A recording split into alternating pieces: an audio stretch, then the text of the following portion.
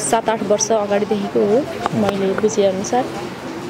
अनि बाबुलको खास मेन्टालिटी भनेको सुरुमा चाहिँ उसले एकदमै मन पराए जस्तो गर्यो होइन, मन परायो मरिहत्ते गर्यो। अब केटी मान्छेको मनै त हो होइन, कसैले तिमी कति राम्रै भनेपछि लुपुकै हुने जात हो हामी भनेको। अनि नितुले पनि मन पराउन थाली, दुईजनाको एकअर्काप्रति प्रेम सम्बन्ध एकदमै राम्रो थियो।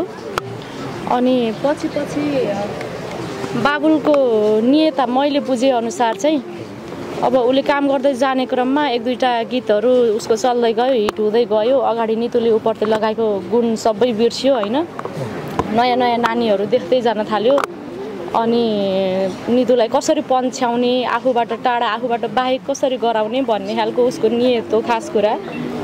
अनि उसले आफ्नो दिदीहरूलाई प्रयोग गर्यो नितुलाई टाढा बनाउनको लागि।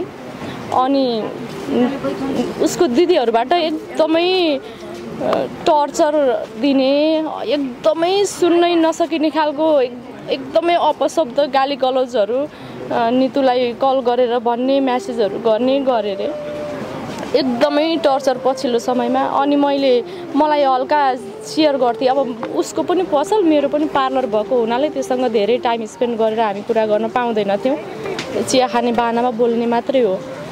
अनि कुरा सेयर गर्थेँ। अनि मैले हिँड्न मलाई कुरा गराइदिन भनिहाल्थेँ कि, अनि मलाई कुरा गराइदिन म कुरा गर्छु न भन्दाखेरि उसको बाउ मरेको छ, 1 वर्ष भएको छैन, बिचरा के टेन्सन दिनु, त्यस्तो खालको कुरा गर्थेँ। उसलाई उसकै माया मात्रै धेरै थियो नि त।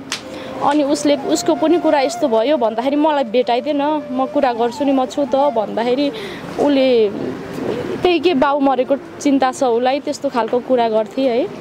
अब त्यो दिन पनि मेरो पसलमा म पसल सफा गर्दै थिएँ, पसलमा आएँ, पुलिस बोलाउँछ अरे गिरीले, मलाई आइज भनेको छ, केही भइहाल्यो भने तँलाई छुस्स मिस कल दिन्छु आइस है भनेर भने। हुन्छ कता के पर्छ म छु त भने। अनि निस्केर हाली।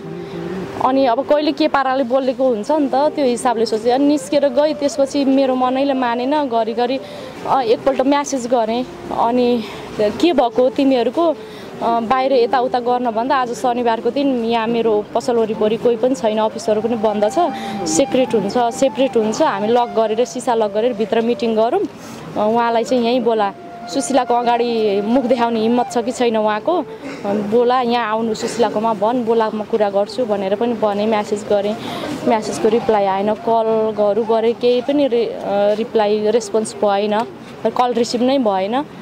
अनि उसले स्टोरी पनि राखेको रहेछ त्यो दिन। म मोबाइलमा बिजी हुन नपाएको कारणले गर्दाखेरि